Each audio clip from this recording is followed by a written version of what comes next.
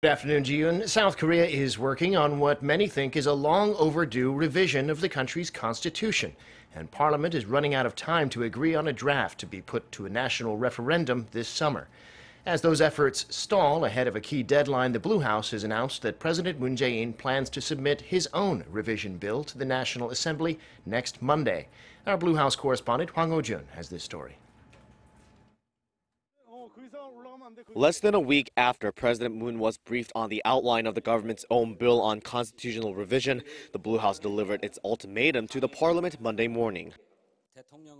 The president has instructed the Blue House to prepare the government bill for submission on March 26th.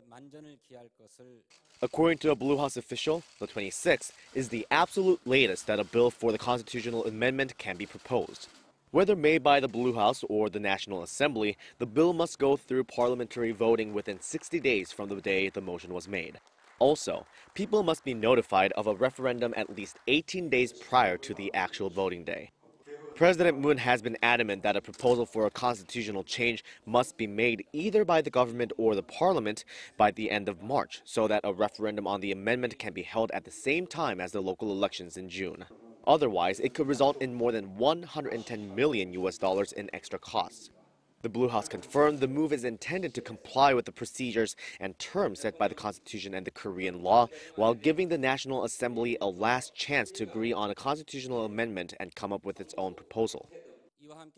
President Moon again said he will respect the agreement made at the National Assembly and asked Parliament to quickly discuss and reach an agreement on its own bill. Hence, the deadline of March 26 was given, which means the government's proposal will be made while President Moon is visiting Vietnam and the United Arab Emirates. His trip takes place from the 22nd to the 28th of this month.